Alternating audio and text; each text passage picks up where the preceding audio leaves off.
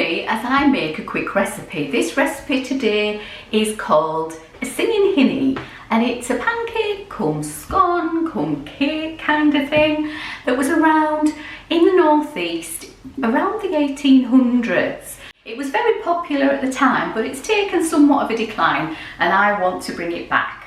So without no further ado, let's get into this. Okay, so in my bowl I've got a pound of plain flour, half a teaspoon of baking powder and half a teaspoon of salt. And along with that I have 4 ounces of lard and 4 ounces of butter. And we're going to rub that together. While this is getting rubbed together, I'll tell you a little bit about the history of the singing hinny. It's a lovely name, isn't it? The singing hinny was very popular in the northeast, in the coal mine area of the northeast, where, well, people were poor, they didn't have a lot of money at all, and they had to make do. They also had to feed their husbands a really high calorific diet, which consisted of a few things that I'll be making in my pit to plate trilogy that I'm doing at the moment, that this is part of. A staple in all mining houses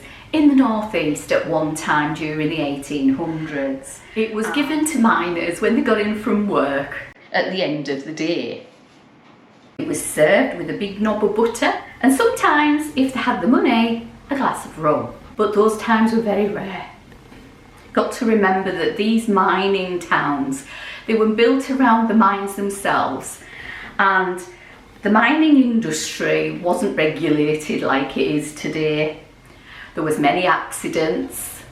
Women were left homeless because the homes were attached to the job itself, and if your husband died mining during his job, then you didn't have a home to go to. However, what did come out of that was a few recipes that I'll be doing over the course of the next few weeks to show you how imaginative, how industrious northeast people were. We won't find breadcrumbs.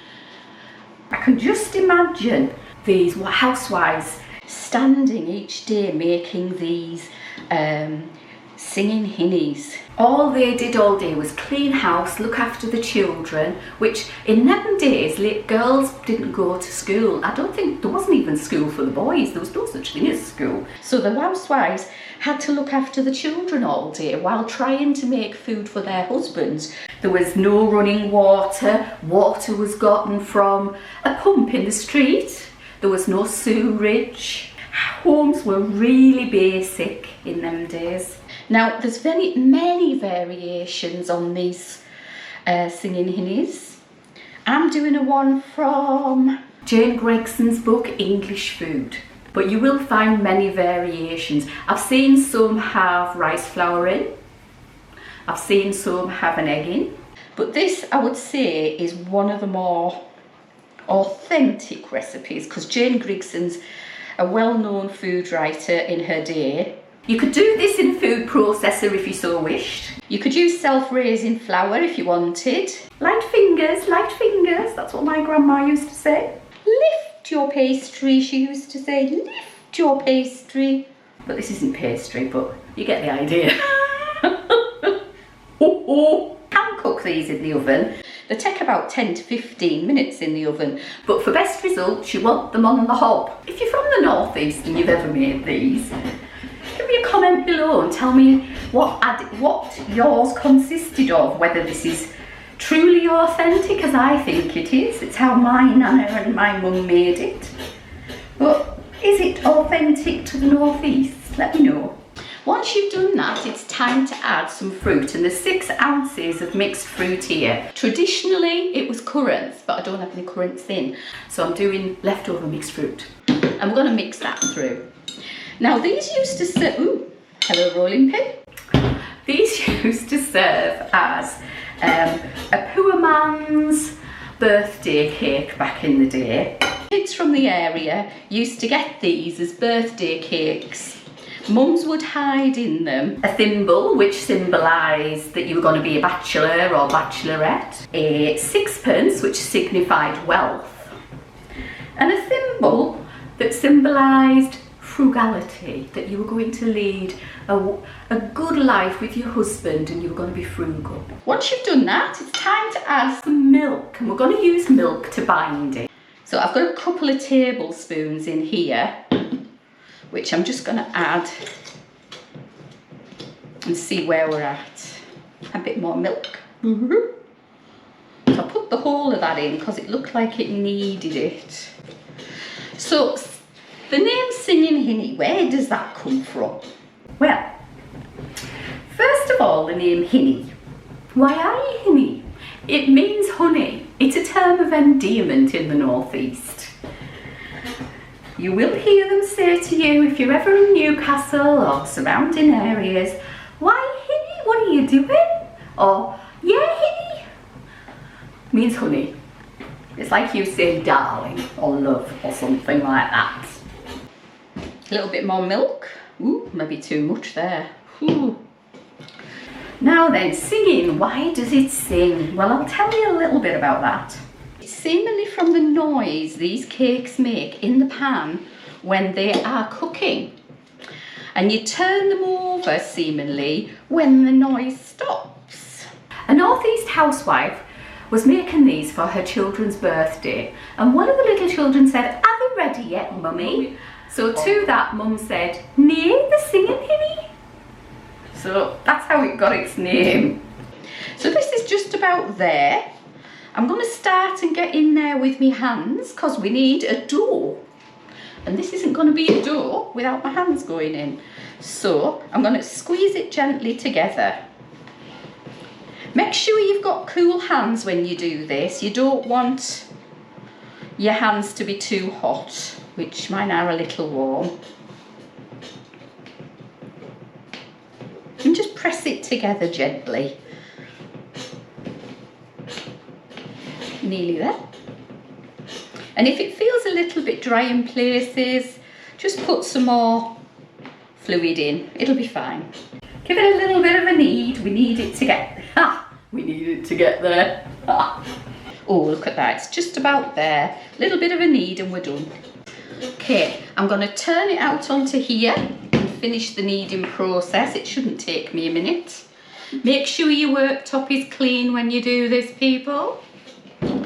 Okay, so the next thing is that we have to roll it out. I've got a plate here that I'm going to put them on to carry them over to the stove.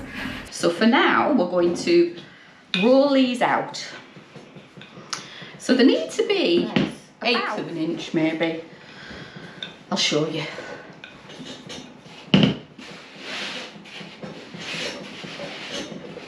Now, you will note there's no sugar in this recipe. That's because the sweetness is derived from the dried fruit alone, not surprisingly. At one time, these were actually cooked whole and divided up afterwards. Okay, so they look good to me. So I've got a 2.5 inch cutter here, and I'm going to cut some out because they are supposed to be large. They need to be large enough that when they're cooked you can slice them. For the next part of this recipe, what you need to do is put a pan on your stovetop and put the heat on.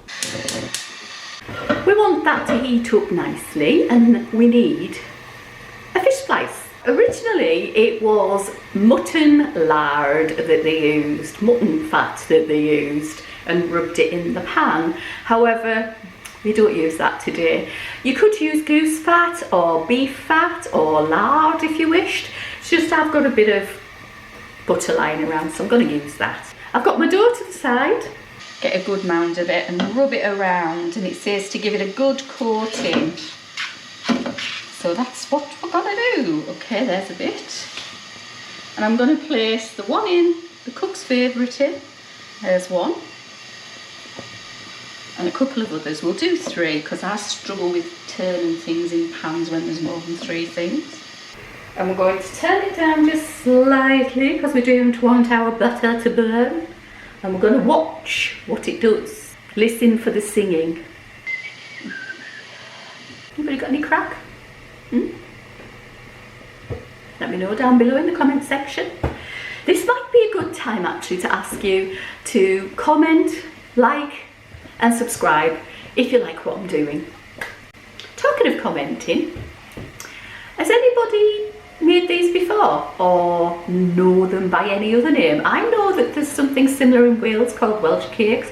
I'm not going to butcher the pronunciation in the Welsh because I don't know what it is.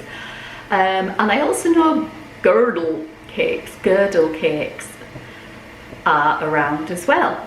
But other than that, I don't know much really.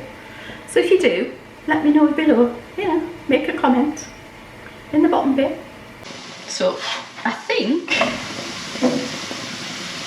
this is the noise they were looking for. Ooh, good. Can you hear the noise they're making? They're making a different noise now to what they did before. They were just bubbling before, whereas now they're hissing. So it's getting to that point, I think, where it's starting to stop. It's not as noisy as it was. They're not singing as much as they was.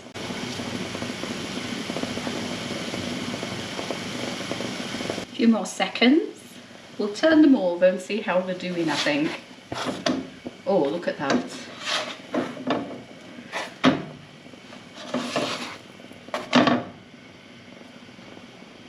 No singing. I would say they're ready. I'm going to get my plate out of the oven.